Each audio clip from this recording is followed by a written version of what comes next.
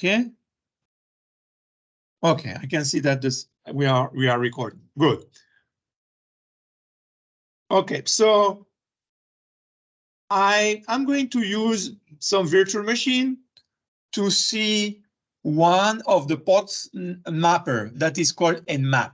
Nmap is very powerful, very well known in the community because it's open source. So let me start GNS3, and we are going to create a project that we are going to call Nmap 01, for example. And I'm going to drag some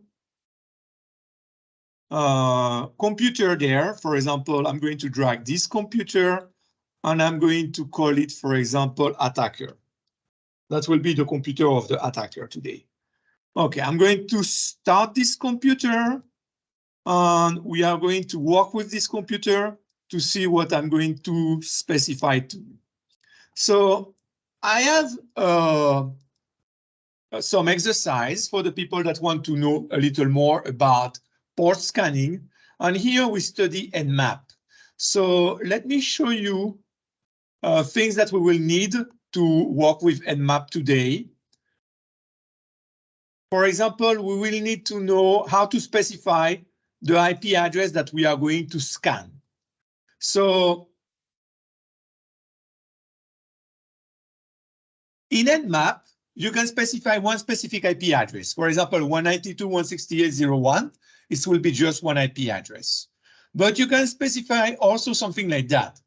Like, please follow with me, like 192.168.0.10-15. So as you can see, the first byte is always 192.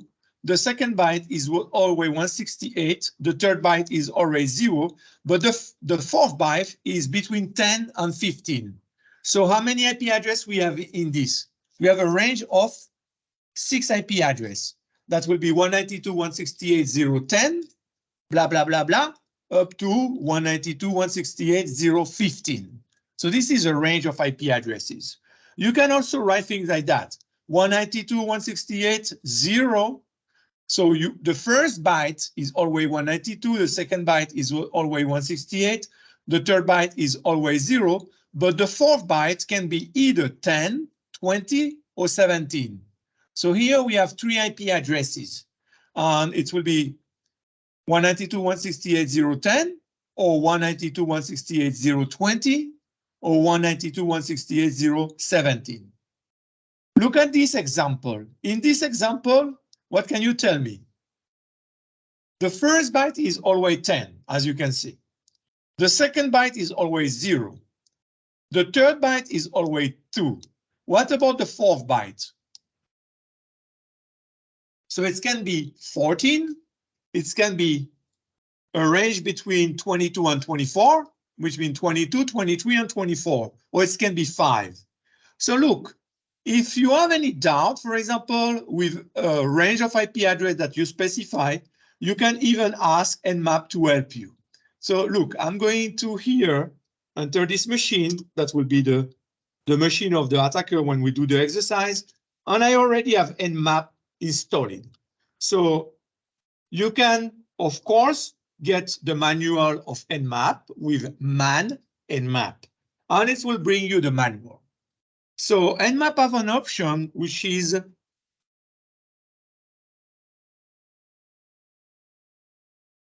dash show list of IP addresses. So for example, if I tell it, show me the list of IP addresses that correspond to that, it will show me all the IP addresses. So look at 10, the first byte always have to be 10. The second byte always have to be 0. The third byte always have to be 2, and the last byte can be 14, can be 22, 23, or 24, because here we have a range, or can be 5. So as you can see here, we see 14, 22, 23, 24, and we see 5. Okay, what about this one? If I do this, what can we say? The first byte is always 10. The second byte is always 0. The third byte can be either 2, 3, 4, or 5 because it's a range, and the last byte have to be 9. So we can copy that, and we can say nmap to help us to verify that this is what we just say, no? So I'm going to plug this there, and as you can see, the first byte is always 10, the second byte is always 0, the last byte is always 9, and the third byte is between 2 and 5. So we have 2, 3, 4, 5, as you can see as possibilities. So let's see other example. Let's see, for example, this one. What can we say about this one? Let me copy it, because here we have the solution. Let me ask you, what will nmap show if I put this? So what can you say about the first byte? It's always 10. The second byte is always 0. The third byte is always 4. And the fifth byte can be 5, 10, 11, 12, 20, 22, or 40 and 41, as you can see, no? So if I ask that, we can see we have 5, 10, 11, 12, 20, 22, 40, 41. Okay, let me give you another one. Okay, this one, when you put a star, it means that the byte can be whatever you want. So whatever you want will be between what and what. For example, if I do that, between 0 and 255. So since it's a long list, I'm going to pipe unless it. So look at the IP address. The first byte is the first, second, and third byte are always 1004, but the last byte go from 0 to, let's go up to the end, 255. So we have 256 IP addresses here. What about if I do something like that? For example, 1004 64/28. 28. So what will be that? What will be the IP address that are included in that? So for 1/28, how many IP addresses? 16 IP addresses. So it will be 16 IP addresses starting in 64. So 64 plus 16 will be what? 78, no? So it will go from 64 to 79. Okay, let's verify that. So we have all the IP address. The first byte is always 10, the second byte is always 0, the third byte is always 4, and the fourth byte starts in 64, and we have 16 IP addresses, so we go from 64 to 79. Okay, so it's a subnet. Okay, so as you can see, we can specify, we have a lot of flexibility when we specify our IP addresses. Let me give you a last example. What will be that? How many IP addresses we will have there?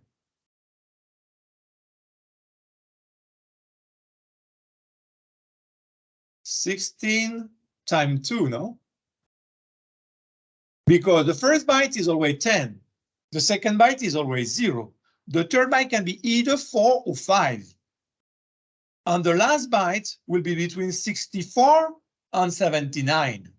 So we will have from 464 to 479, and then we will have 564 to 579. Oh, it doesn't allow me to do that. Okay, so it doesn't allow me to do that. If we do that, so another way to do it will be what? Since it does not allow me to do it with the forward slash, I can do this. So I say that the first byte is always 10, the second is always 0, the third is either 4 or 5. Let's put 4 or 7. And the last is always between 64 and 79. So look at, the third can be 4 or 7, and the last one is between 64 and 79. So you see, the last one will be 479, then the 7 start, the 764 to the 779, okay? So as you can see, we have a lot of flexibility to specify the range of IP addresses. Now, we need to specify port. So look, this -P is to specify a port. Here we are going to specify only port 21. It will be both TCP and UDP port. When we don't specify anything, it's both port, TCP and UDP. Here we specify 3 ports, 21, which is FTP, 80, which is HTTP, and 443, which is secure FTTP. But we do specify really 6 ports because we specify the 3 UDP port and the 3 TCP port. Okay, so really here we have 6 ports. How many ports we have here? So it's a range from 21 to 25. So we have 5 times 2. Do you understand why I say 5 times 2? The time 2 is because we have the UDP and TCP. So 21 UDP, 22 UDP, 23 UDP, 24, 25 UDP is 5. And then we have the same with TCP. So we have at the end, we have 10 port. What about that? So that will be both port. That will be TCP and UDP port. We have the 21, we have 80, 81, 82, and we have the 443. Now look at that. Here, I'm specifying that I don't want the UDP port. I just want the TCP. So when I start with a capital T colon, all subsequent port, all of them will be TCP port, which means that here we have only 2 ports. We have 21 TCP and 80 TCP. So here also, I specify T, capital T colon, all the subsequent port will be TCP port. So we have 21 TCP, 80 TCP, 90, 91, 92 TCP. So if I want to specify UDP, I put capital U colon. So here what do we have? We have 100, 101, 102, 200, and 205 UDP, only UDP. So look at this. Here we have some that are TCP, some that are UDP, as you can see in the list. So the T will apply to this one. So 21 and 80, all the subsequents until I change will be TCP port. And since here I change, all the subsequent, which is 90, 91, 92, and 100, will be UDP ports. What about this one? So look at the 21 and the 23, I did not specify anything. Since I did not specify anything, they will be both. So 21 TCP and UDP, 23 TCP and UDP. Then I specify that all the subsequent have to be only UDP. So only UDP 69, only UDP 161, and then I specify that all the subsequent port have to be TCP. So only TCP 80, 110, and 443. Okay? Okay, it is clear for the ports and the IP addresses. So Nmap have 2 phases. A discovery phase, then a port scanning phase. So it starts with the discovery phase. And if it discovers that the device is up and running, for this device, it will make a port scanning phase. It will try to discover what ports are open. So you know what services are running in the machine. And of course, the attackants want to know what services are running to see if in those services they can attack your system, if there are non-breach on the services that you are running. So it will always be in 2 phases. And we will come back to this table, which is very important. So before we come back to this table, I want to do a small exercise. So look, we have GNS3. We are going to put several devices here. So the device of the attacker, I'm going to put a server of a company that is unprotected. It is called Metasploitable.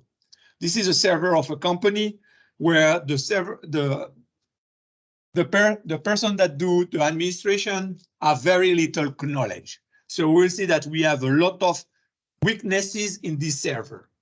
Then let me put another Debian machine. That will be a normal user in the company.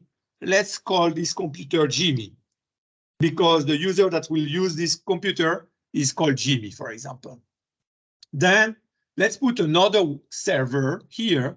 Let's call this server, which is a better server. Let's call it server 1. And let me change the icon so we can see that it's a server. So when I want to change the icon, I go, where do I go? No, it's not here. I go in change symbol, and I find a more adequate symbol. So in the classic symbol, let's find an icon of a server. Okay, so this is a server. We have a first server. Let me copy it. So we have a second server. So we can do a better exercise. So let me duplicate it. So we have 2 servers. So the company have 3 servers. So 2 are well administrated, server 1, server 2. Metasploitable is very badly administrated. Many times the hacker is in your company. The hacker many times is an employee that is not happy with the company and want to do damage to the company. That's happened a lot. This is the most frequently hacker that we have.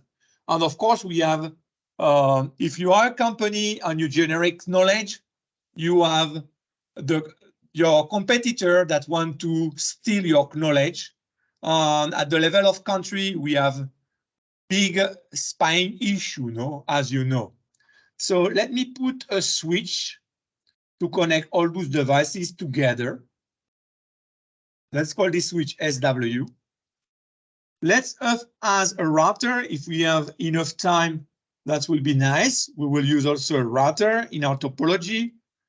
Let's me put cable between all these devices. So between the router and any port of the switch, then we are going to connect one port of the switch to an employee that is not happy with the company because maybe didn't get the raise, maybe he doesn't like the way that his boss treats him. So there is something that's go wrong with this employee and this employee, or maybe this employee just got some money from another company. And unfortunately, it's a bad employee and just want to sell the knowledge of his own company to another company, which is of course very unethical. But this is thing that happen, no? We cannot negate that this is something that happen very frequently. Okay, let me put some IP addresses here. The network will be 10.0.0.0/2024, for example. And this is the whole network. So let's say that the attacker have IP address .10. Let's say that the server that is poorly administrated in the company have IP address .20. Let's say that server 1 have dot, let's put dot, for example, 41. Let's say that server 2 have dot 43. Dot 43. And let's say that Jimmy, which is one of the employees that don't have a lot of knowledge in computation, have dot 100.05. Okay, so let me start some of these devices. Let me start the computer of the hacker and put the correct IP address. Let me start Metasploitable. Let me start server 1. Okay, let's come back to the computer of the hacker and put the correct IP address. So what should I do to configure the computer of the hacker such that it doesn't say Debian, which is the default name, but it's, I say, attacker, and it have the correct IP address? What should I do? So there is a file that is called etc hostname, where we will have the host name. So what I'm going to say, but if you look at the content of this file, I can use the command cat. The content of this file is Debian, saying that this device, its name is Debian. I can change that. So I'm going to say, replace the content with attacker. So now if I look at the content, it's not Debian anymore, it's attacker. So when I boot the computer, its name will be attacker. And there is another file that is important where we have the IP address, which is the etc network interfaces. By default, this machine gets its IP address through DHCP. We are going to put a static IP address. So we know it. So the address will be 10.0.0.10. What will be the net mask? It's a /24, as you can see here. It's a 10.0.0.10/24. So 255.255.255.0. And what will be the gateway? Oh, I didn't specify it. Let me put here, this interface will be .1. So what will be the gateway? You know what is the gateway, no? The IP address to get outside the network. So what will be the gateway? It will be 10.0.0.1. Okay, so I'm done with the configuration of attacker. I'm just going to reboot it to make it faster because I lose less time if I reboot it. This is not good to reboot it, but it's very fast. Okay, let's start this guy. Let's start everybody. Okay, let me go now at the level of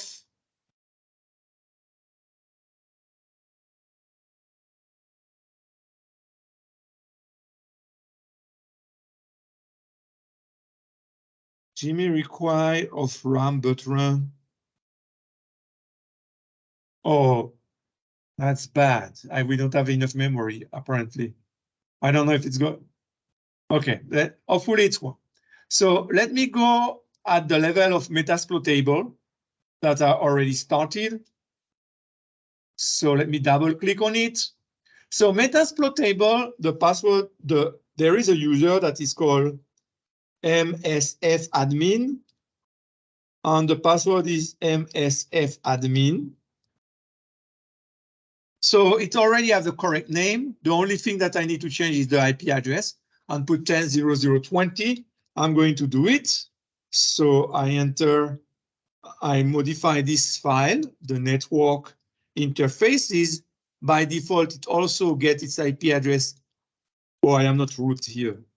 So I need to do sudo.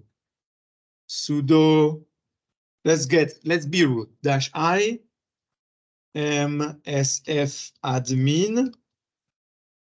Let me edit the file. etc network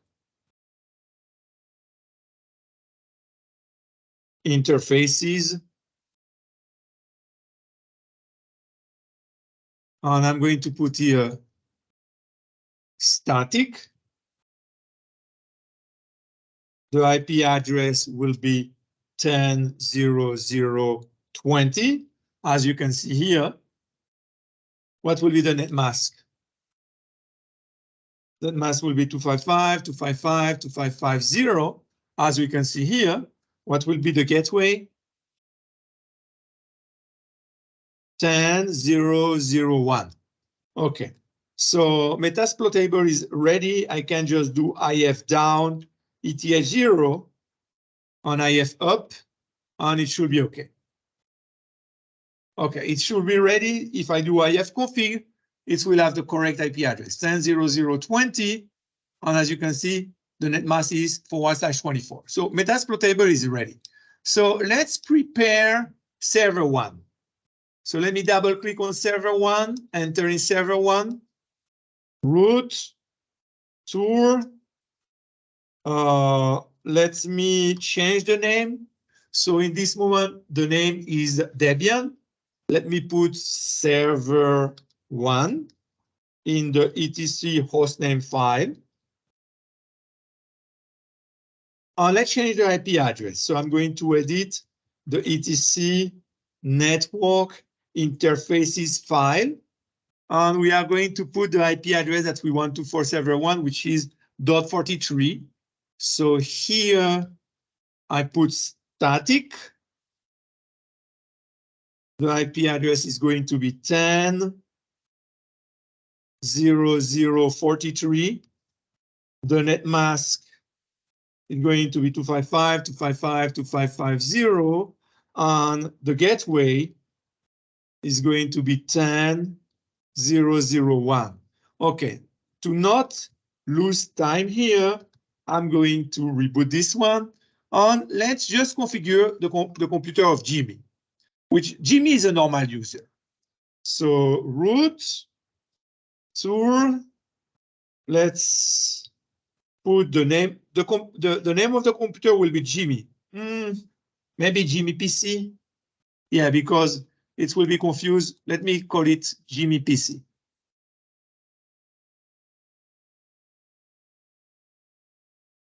Okay, so let's put Jimmy PC as the name. So in the file host name, let's change the etc network interfaces file. And here we are going to put static on the IP address that we need, which is 10.0.0.105. The net mask is 255.255.255.0, and the gateway is 10.0.0.1. Okay, the computer of Jimmy is ready. Oh, let's create an account for Jimmy. All those virtual machines don't have account. How do I create an account? An easy way to do it. For example, user add. I want the shell to be bin bash. I want to create a home directory, and I want the name of this person to be Jimmy. Let's put Jimmy, for example, Johnson. Okay, -C, and the login will be Jimmy. I forgot the login. Okay, let's put the password. So to put the password, let's put the user Jimmy will have as password Jimmy pass. Okay, to make it easy. So let me send that to change password. So we have a user Jimmy now. Let me reboot this machine to make it easy. In Jimmy, we are going to enter as Jimmy because we will be Jimmy in this machine. Okay, so let's. Okay, so let me walk on the side of the attacker. I am the attacker.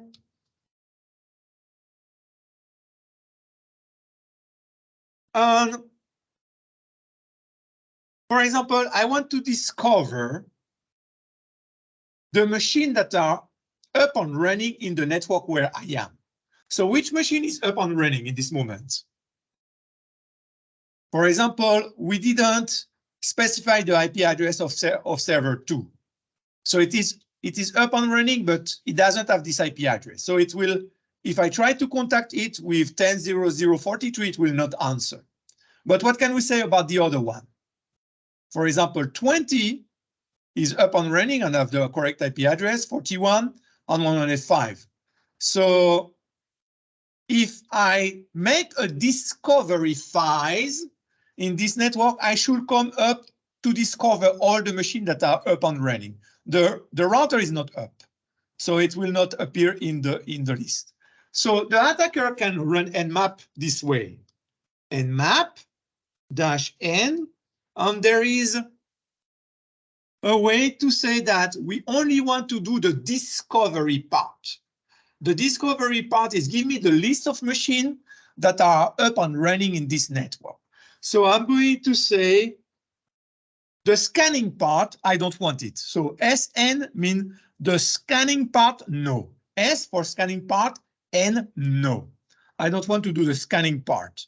So I'm going to do it in the whole network, which is the 10.0.0 star. So it will go over all the IP addresses that are in 10.0.0 and give me a list of machines that are up and running. So as we already mentioned, we should see, of course, my machine is there. We should see 10.0.0.20, 10.0.0.41. We will not see this one because it doesn't have the IP address assigned. And we will see 10.0.0.105. And we will not see 10.0.0.1 because the router is not even up. I did not power on the router. So let me do that. It's look, it makes me a report of which machine is up and running. So my machine is up and running. I'm not surprised about it. That's normal. But look at what it tells me. There is a machine in the system that is 10.0.0.20.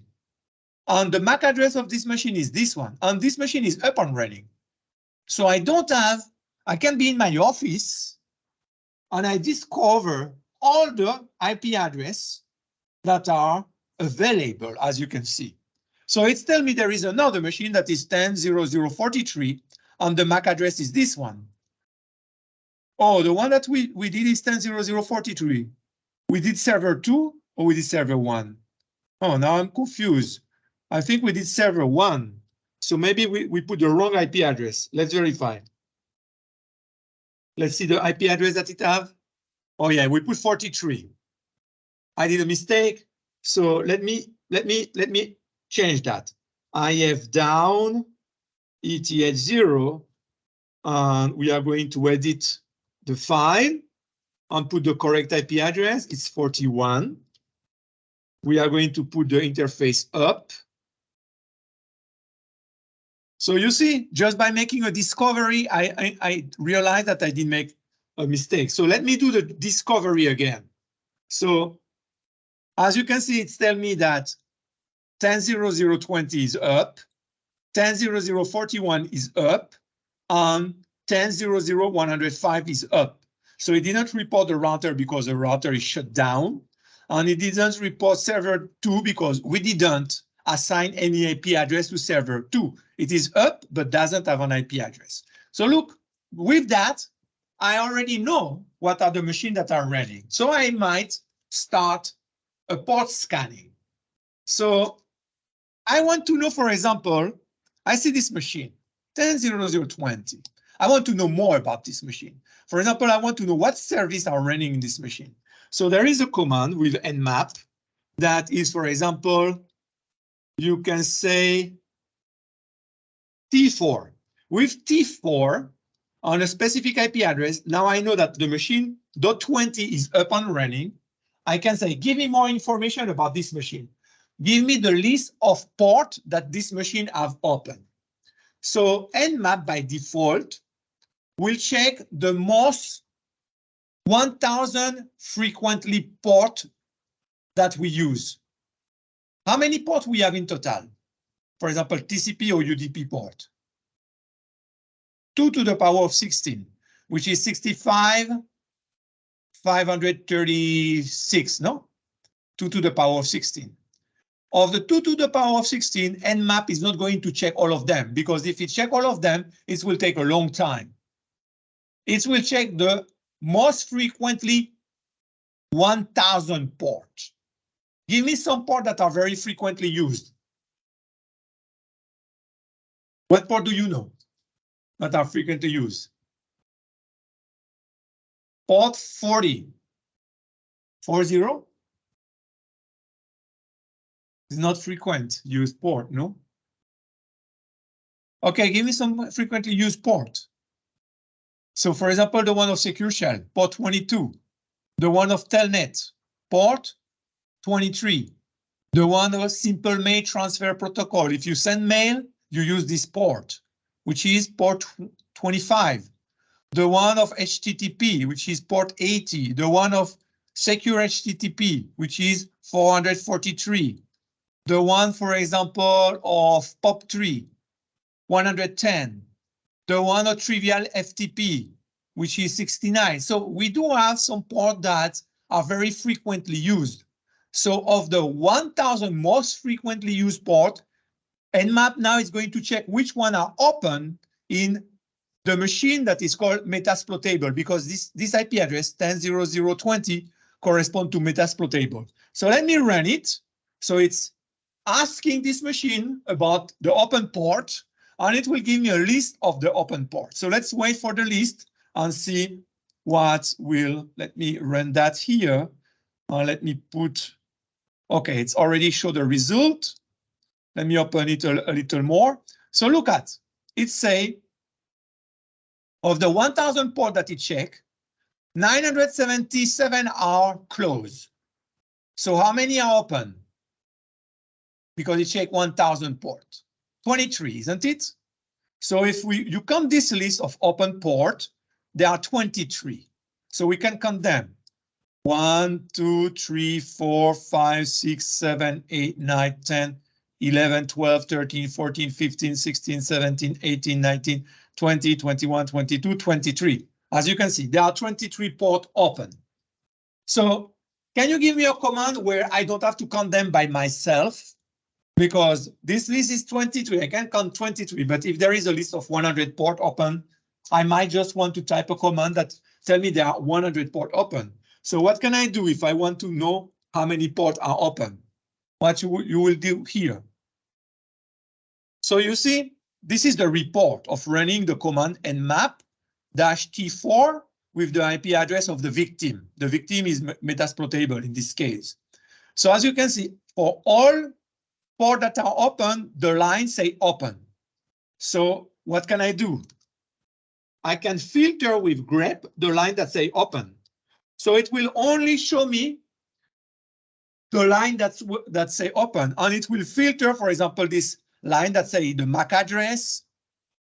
It will filter this line that say 977 port are closed. It will filter the other lines. So look, after I run that, it show me only the line that have open inside. That have open inside the line, no? And what can I do if I want the number of lines that have open? I can use word count dash line, and it will tell me that there are 23 ports that are open. So let's wait for that.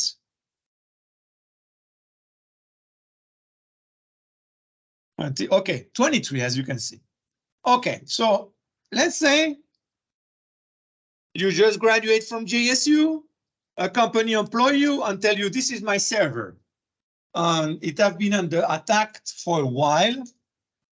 We are not happy with the previous network and the previous person that was doing the security in the server. Please help us to harden this server. So look at the list of services that are open. What will be your recommendation? When you see this list of services, what you will recommend to the company? Oh, why you should say something? You should close this port. You should not use this service. So what will be your recommendation when you see that? Which service you will recommend to close?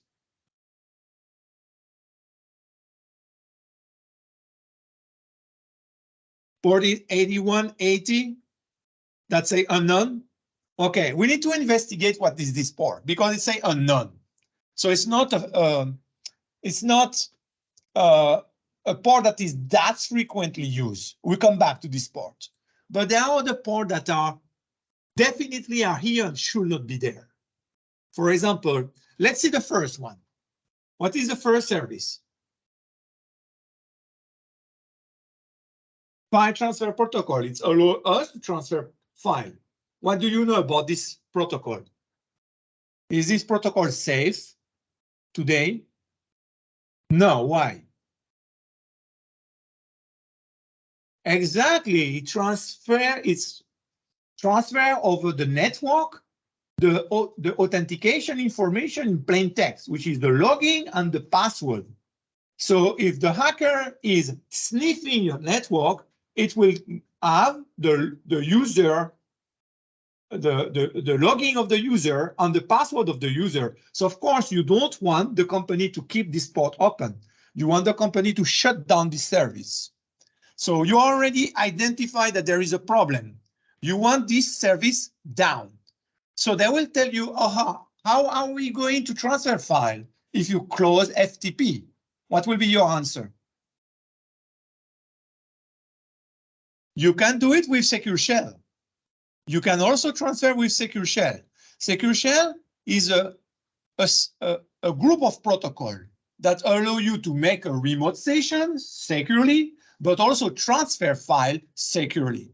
So if you need to transfer file, don't use FTP. Use secure copy or secure FTP, but don't use FTP. So we need to definitely close this port. So they give you access to the server. You are here in the server and you are the administrator. So you want to close the service FTP. So what will be a good command that you can type here? Because we have a lot of FTP server. For example, we have one that is made by Washington University. We have a bunch of FTP servers. So you don't know which FTP server they have installed here. You just know that there is an FTP server running.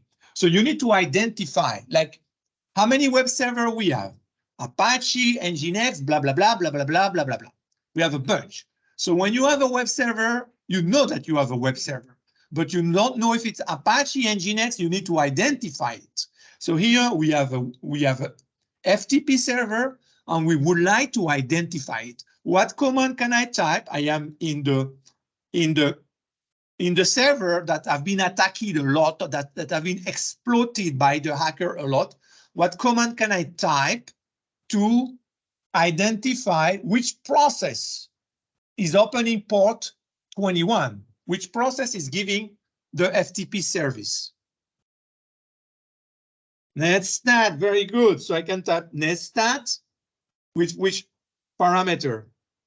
So numeric, show me the TCP port, show me the one that are listening, and show me the name of the process that is opening this port. So look, it will show me a whole list. So here I need to find the one that says 21, and here it is. Okay, I need to do that as an administrator. I'm not as an administrator here. Let me verify. Oh, I am an administrator, and I did put P.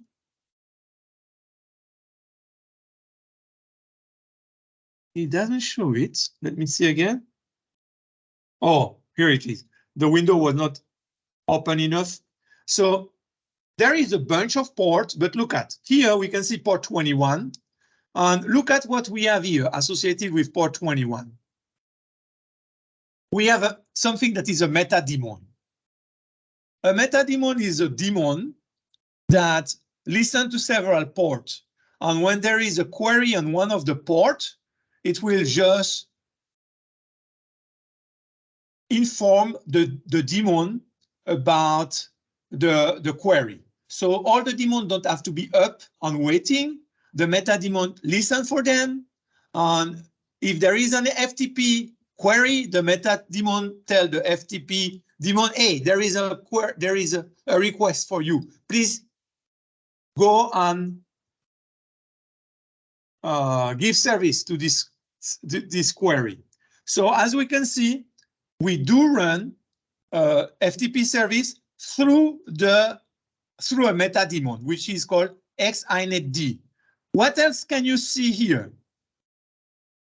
If you look a little more, you can see that port 2121. We will see it, I'm pretty sure, also here. Let me see if I see it also. Okay, I see it only here. Port 2121 is also open. Look at what we have here. We have another FTP server. So we have two FTP servers running in the machine at the end. So they manage the machine so badly that they have two FTP servers. So the normal port is port 21, but the previous administrator decided to open another FTP server listening on port 2121. So we need to close this. Of course, the attacker did have the information. Look at, say, port 2121 is open, and you have also a FTP service, but it's somebody that give FTP service on a port that is not the normal port. So it's why it's called proxy. So it's, you know what is a proxy, no? It's something that will represent you. So it represents a FTP server, but it listens in another port, not the normal port. So we will need to close this guy because it gives FTP service in port 21, and this guy because it gives FTP service in port 2121. So how can I verify that, for example, port 2121 also gives FTP service? How can I verify that? So Jimmy is an employee of the company. So Jimmy have this computer in his office. And of course, Jimmy developed for the company, so they create an account for Jimmy in the server. So let's create an account for Jimmy in the server in Metasploitable. So let me create an account for him. So let's put user add. We want a shell bin bash. We want to create a home directory. We say that his name is Jimmy Johnson, if I remember correctly. And the login will be Jimmy. And let's specify now the password of Jimmy in the server. So we are going to put echo. The password of Jimmy is going to be of the user Jimmy is going to be Jimmy pass. And I'm going to send that to change password. Okay. So Jimmy have an account in the server of the company here. So Jimmy wants, for example, let me enter as Jimmy. Jimmy, and my password is Jimmy pass. So let me create a file, and I want to put this file on the server. So let me edit a file. Let's call it Jimmy file01.txt. This is a program for the server, made by Jimmy. Okay, let's put it small so we don't spend too much time. Thank you. This is the first file that Jimmy have, and Jimmy have a second file. Let's create a second file. Say, hello, how are you? How are you? And bye in the second file. Okay. So we can see if I do a listing that we have the two files. You see the two files, no? Let me put it bigger. We have Jimmy file01 and Jimmy file02.txt. And if we want to see the content, we can do cat. This is the content of the first file. This is a program for the server made by Jimmy. Thank you. And if I want to see the content of the second file, hello, how are you? Bye. Let's say that Jimmy wants to transfer this into his account in the server. So what can do Jimmy? He can use FTP because there is a FTP server. There are two FTP servers running in Metasploitable, unfortunately. So Jimmy might say, okay, I'm going to transfer this file to the FTP server using port 2121. So look, I'm going to do FTP. So the IP address is 10.0.0. Metasploitable has 20. To say that I don't want to use the normal port, but port 2121, I specify the port at the end. So look, I'm going to connect, the server is going to answer, I'm going to transfer the file, and then I'm going to quit and the file will be on the server. So let's wait. So the server say, can you please identify yourself? So I'm going to say, I am Jimmy, my user ID is Jimmy. Then you say, what is your password? I'm going to type Jimmy pass. So I'm in the server. I'm in my account. If I say, show me the file in my account, there is nothing in the server. So the listing is going to be empty because in the server, I have nothing. One thing is in my home computer here, I create 2 files and I want to transfer one of the 2 files. As you can see, the dir say there is nothing. So how do you transfer a file? What would be the command? You did that as a lab. You just did that, I think so, in the previous lab. How do I transfer the file? I want to upload a file into a server. So get is to download the file, put is to upload the file. So I'm going to use put on the name of the file. I want to transfer the file Jimmy file 01.txt. So before we transfer it, let me go to this Metasploitable. Let me go to the home directory of Jimmy. So home, Jimmy, and let's see that it is empty. You see, it is empty. Let's make the transfer. Put. So it's going to transfer the file. And then we are going to go back to the server and verify that the file have been transferred. So transfer, the file just have been transferred.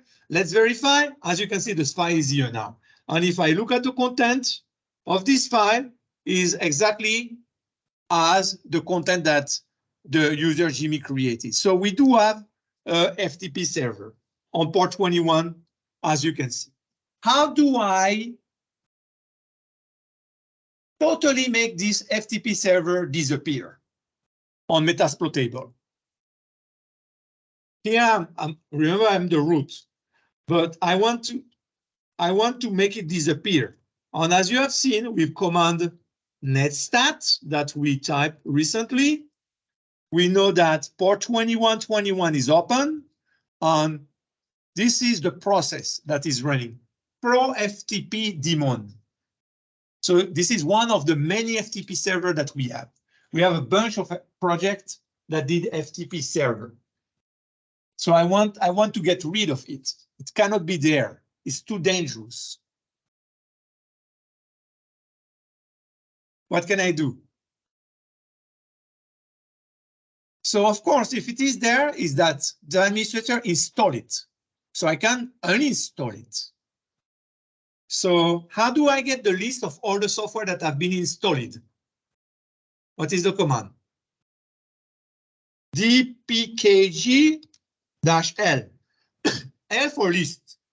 So look at all this software have been installed. So you can see it's a very large list. You see, a bunch of software are installed. For example, PostgreSQL is installed, Python is installed, PHP is installed, a bunch of software is installed. So how do I check that this software is installed? For example, I can do grep FTP. Show me only the line that have FTP. And as you can see, we can see that Pro FTP daemon is installed. So I need to uninstall it. So what can I do to uninstall it? What is the command? Because it's afraid for the company to have this program running there. So the command is apt-get purge and the name of the software that you want to uninstall. So I want to uninstall Pro FTP daemon. So look, it will ask me confirmation. Do you want to remove this software? I will say yes. It will remove the executable. And of course, now if I do a listing, it should not appear. So now you will see that in this listing, we don't have 2121 anymore. How can I be sure? Because there is a lot of line. I can grep in search of 2121. There is nothing. So it's not there. If I grep in search of 21, the other FTP server is still there, which is associated with the meta daemon, but the Pro FTP is not there anymore. So my server is a little better. So let's go back to the attacker. when the attacker ran the command previously, it finds 23 ports open. So this time, if it ran the command again, it should find only 22. So let's run it because we close. Look at it was open there. 21 was open. In the previous time that I ran nmap, it was open. So like, look, now it's saying that, you remember that previously it was saying that 977, no? Port were closed. Now it's a 978 ports are closed. And as you can see, if you go in the list go from the lower port to the upper port. The 21 is not there anymore. It should be between these two lines. It is not there anymore. So we did close the port. So the hacker cannot attack anymore on port 21. And when Jimmy, which is an employee with experience, try now to transfer the second file, look what will happen. Connection refused. The port is not open anymore. You cannot transfer your file using at least this FTP server. The other one is still there, unfortunately. So we need to remove it also. So let's see what the hacker can do. So Jimmy is very innocent. Jimmy say, okay, the other server is still there. I need to transfer my file. Let me use the other server. The other server listen on port 21. So I just have to do that and it will answer. So look at the hacker know a lot, of course. So the hacker come and start sniffing the network. Let's start sniffing the network with Wireshark. So the hacker get a copy of all the packets that are transferred. And Jimmy come, and Jimmy want to transfer his second file. So look, this is another web server. This is not Pro FTP. This is VSFTP daemon that is answering. So he say, who are you? I'm going to say, I am Jimmy. What is your password? I'm going to put Jimmy pass. I am inside. I can do a directory. So this is the previous file that I transfer, and I want to transfer the second file. So let me do a put. The second name is Jimmy file 02. So let me transfer the second file. I just transfer the second file.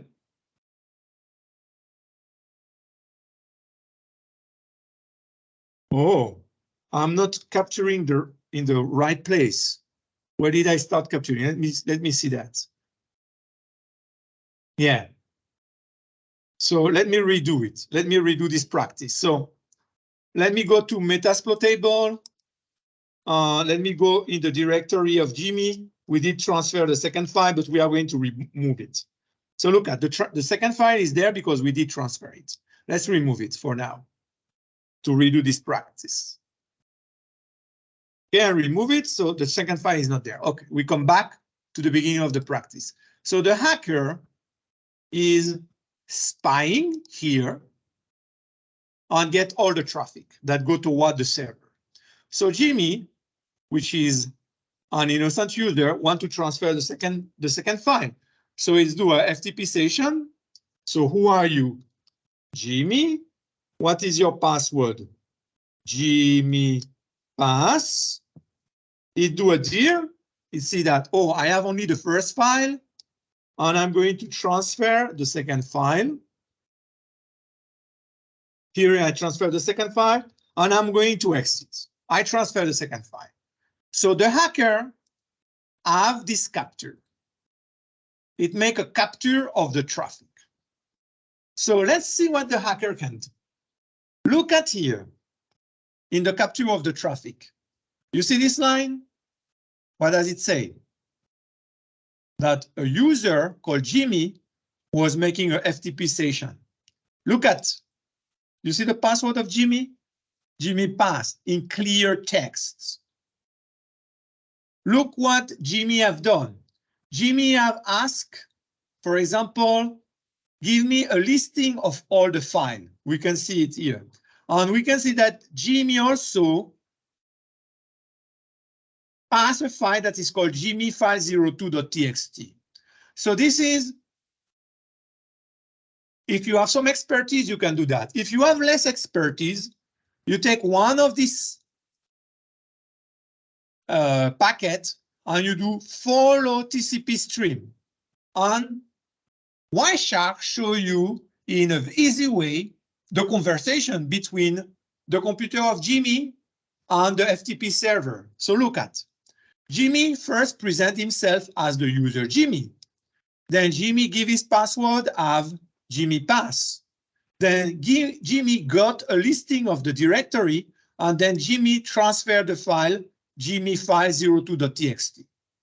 Not only I get the username and password of Jimmy, I can even get the content of this file, because the content of this file is also transferred in clear text. So look, here, if I want to have the content of this file, I go sync. Where is the sync here? Okay, where is the sync here? There is a sync here. So let me follow this TCP stream. Look at the content of the file. You see? The file was transferred in clear text. You remember the file say, hello, how are you, bye. So not only have the username, the password of Jimmy, but everything that Jimmy type go unclear in clear text. And if he transfer the file, transfer a file, a vital file, for example, with credit card information or the secret data for the company, the file is not encrypted during the transfer. So the hacker will have the data. So it's why it's very dangerous to let FTP. So now that you identify that, you know that the hacker can get all the information, you want to shut down the second FTP server. So I go back here. I am the expert in security, and I know that there is another FTP server running. I need to shut it down. So help me with that. So let me show you the command that we typed recently, this command. So this command says that port 21 is open.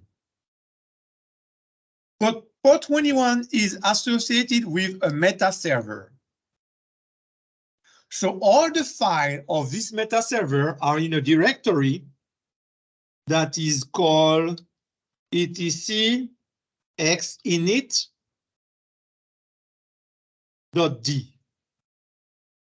xinit.d. So look at, you see this file is the file of the configuration of the FTP server, the VSFTP daemon, because the first FTP server was Pro FTP daemon. So this is another project that is called VSFTP daemon. I need to go inside this file and say, I don't want this port, I don't want this service to be enabled. So I'm going to edit this file and look at its configuration.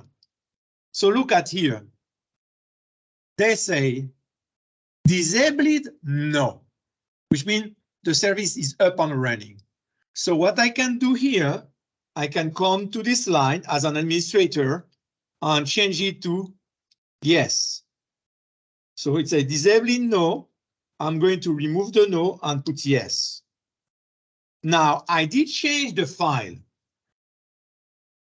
If you change the file, you didn't tell the daemon, you make a modification in the configuration file. You need to tell the daemon, hey, I did make a modification in the configuration file. Please reread the configuration file. So at this moment, the port is still open. So if I type the command here, as you can see, the port is still open and Jimmy can still make a FTP session. If you try, you see the FTP server still answer.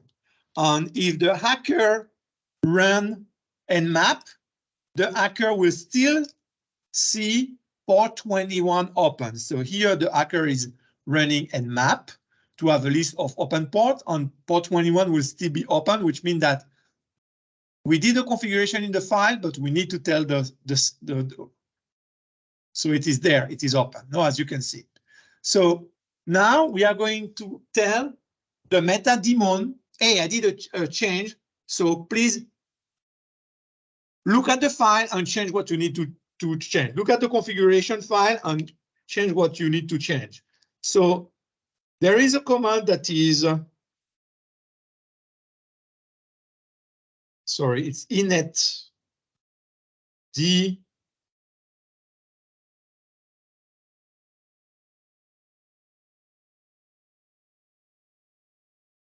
init d. Yeah, init d x. So we have stop, start, restart, status. So for example, status will tell me it is up and running. Okay, status, it doesn't have status, but you have restart, for example. Let's put a restart.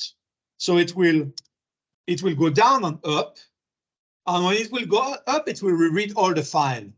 So it will close the port. So now let's verify if port 21 is open. It's not open anymore, as you can see. So if Jimmy try now to use the FTP server, connection refused. If the hacker run and map, this port was still open last time that we ran it, and there were 978 closed port. Now, if we run it again, there will be 979 closed port because the port 21 will be closed. So let's see that. Let's wait for nmap to run and tell us which port are open and which port are closed. As you can see, now we have 979 ports that are closed and 21 is not open anymore. So in the list there, what will be the next one that you want to remove? Because it's very dangerous. Of course, why telnet? Or for every time that you type in telnet, go in clear text also. So you want to be sure that telnet is not open. If the person needs to make a remote session, it have to use secure shell. So we need to disable telnet. What will be your next recommendation with this list? What else you will recommend the company to do?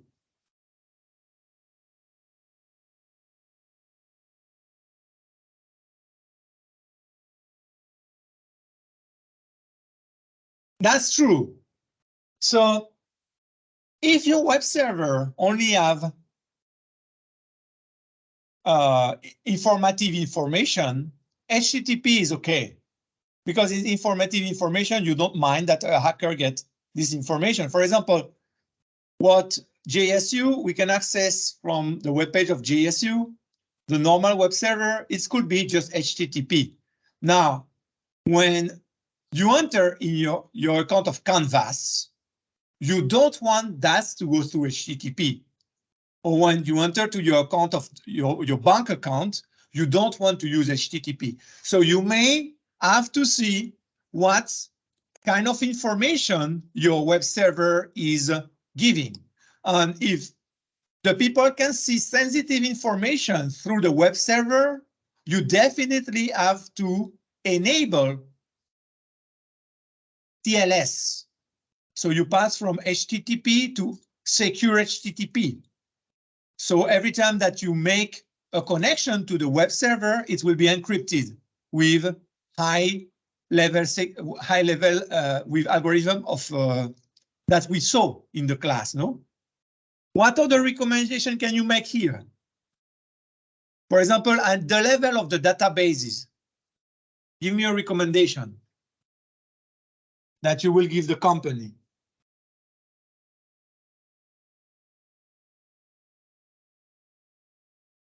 Yeah, so they are using two database managers. What are those database managers? MySQL is one of them, and PostgreSQL is another one. So you might ask the company, do you really need two database managers? Why you need two database managers? Because most of the company will select, we are all going to work with MySQL, or we are all going to work with PostgreSQL. Why this company have two database managers? Because the more software you run, the more possibility you open breaches to your company and people will hack your system. So you might tell the company, is it really necessary to have to database manager. If not, for example, let's say, oh, we installed PostgreSQL last year to try it, but we didn't like it, so we only use MySQL. So you will say, yeah, but it is there. First of all, it is installed in the system. Second, the port is open. So if you are not using PostgreSQL, let's remove it. Let's remove all the binary from the system, because inside the binary, they might have another kind of attack, which is called buffer overflow. So you don't know. So if a binary is not used, we better remove it, because this binary may have a flow. Maybe I don't know the flow, but the hacker know the flow. The hacker know that you have PostgreSQL, this version, you know that this binary have, for example, a buffer overflow problem.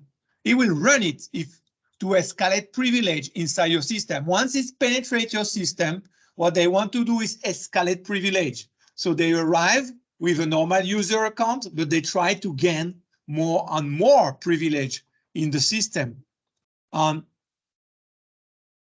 Using what? Using, for example, breaches that are in the system, or using, for example, users that are very innocent. And they say, for example, people here, I saw them, they are in Canvas, they do an exam. At the end of the exam, they just close the browser without doing log out. So behind them, you need to log out before you close the browser, because you let the session open and it's a breach. So they might tell me, oh, what I have in Canvas is not important. It's not important for you, but somebody hack your account and through your account gain access, increase this privilege, and then hack everybody. So if for you, the information that you have in this account is not important, all the users have important information, and they will be mad at you if they know that the hacker escalates privilege through your account.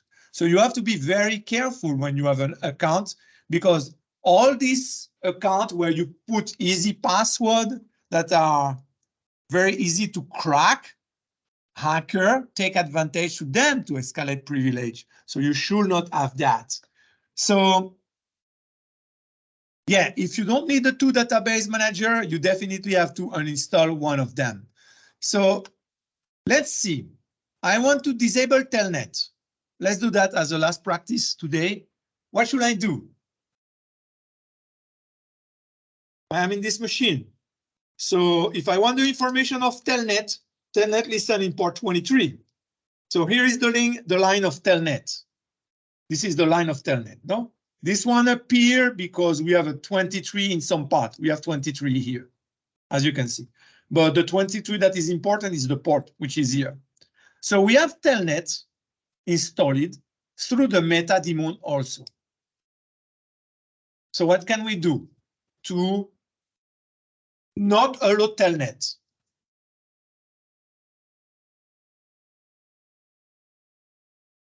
So we can see if we have a file, a configuration file in the meta daemon directory for telnet, and we don't have. So what else can we do? So of course, telnet will have some binary. There will be a telnet daemon in some place. I'm going to uninstall the telnet daemon because I don't want people to use the telnet server. So how do I get the list of software that have been installed? With dpkg-l, it will be a bunch of software, but I'm going to filter with grep telnet, for example. And look, we do have installed a telnet client, but we have a telnet server, a telnet daemon. So I need to uninstall this guy, the telnet daemon. I don't want it at all. So I'm going to do apt-get purge telnet daemon. So it's asked me, do you really want to uninstall to remove this software? Yes. So it will remove the binary. Now I can go and check if port 23 is still open. Okay, it says still open, but I think because we need to restart the meta daemon. So the meta daemon realized that we uninstalled the telnet server. Let's restart the meta daemon as we did previously. And let's check. Look, port 23 is not open. So if the hacker asks a list, this port was open, 23, last time that we run it. If we run it again, we should not see this port open. So the number of ports that were open previously was 979 that were closed. So now we are going to go to 980 closed. Let's wait. So as you can see, 980 ports are closed out of the 1,000. Only 20 are open. So as you can see, port 23 should be between 22 and 25 is not open anymore. So we don't have a telnet server anymore. So we make our system a little more stronger.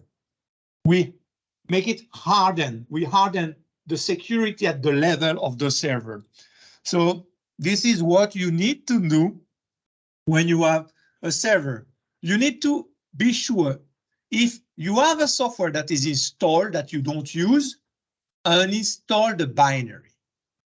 It's not good to have a binary file that you don't use. If you don't use them, uninstall them, because through them, hacker can escalate privilege. So if you use them, of course, you have to have them. They might have bugs.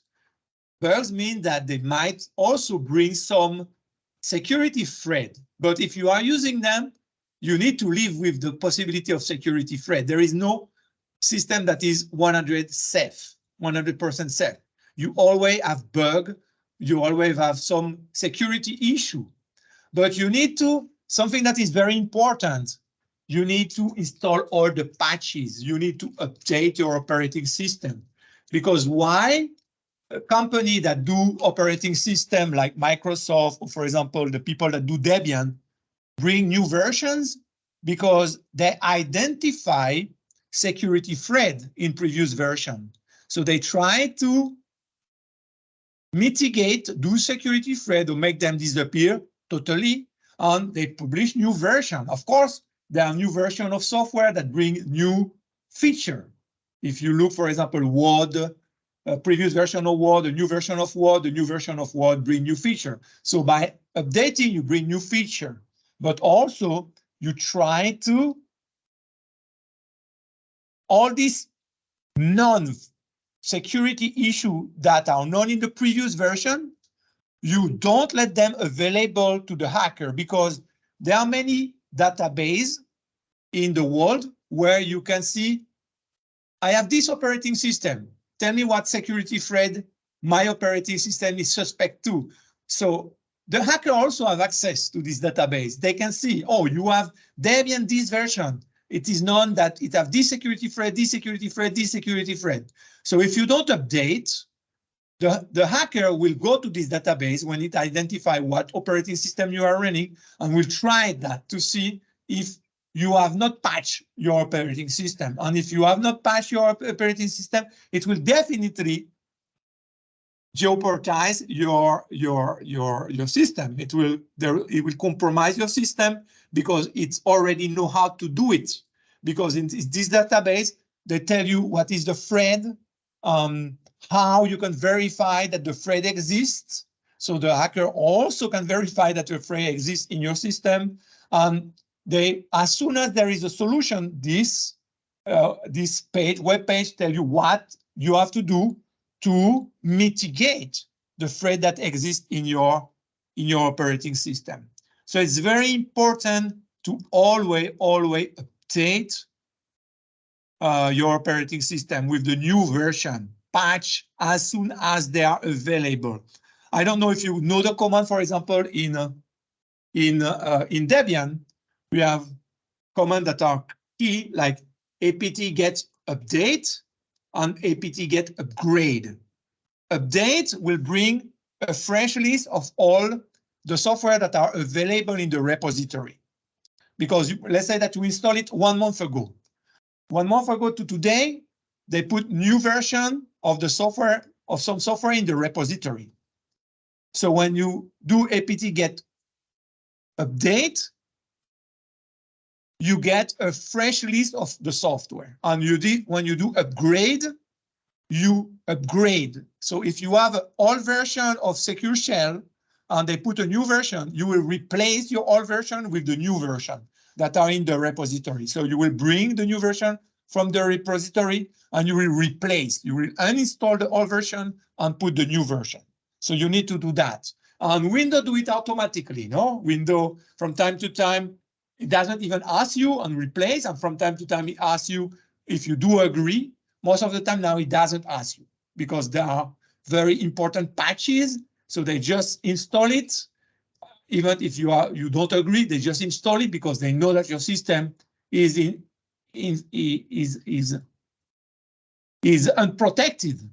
So of course they don't want to let your system unprotected, and they just update those software that are installed in your system that are security threat. They will, from time to time, ask you to reboot the system. You will do it. That's fine. But it's very important to do that. Okay, so this ends the course. Let me stop the recording.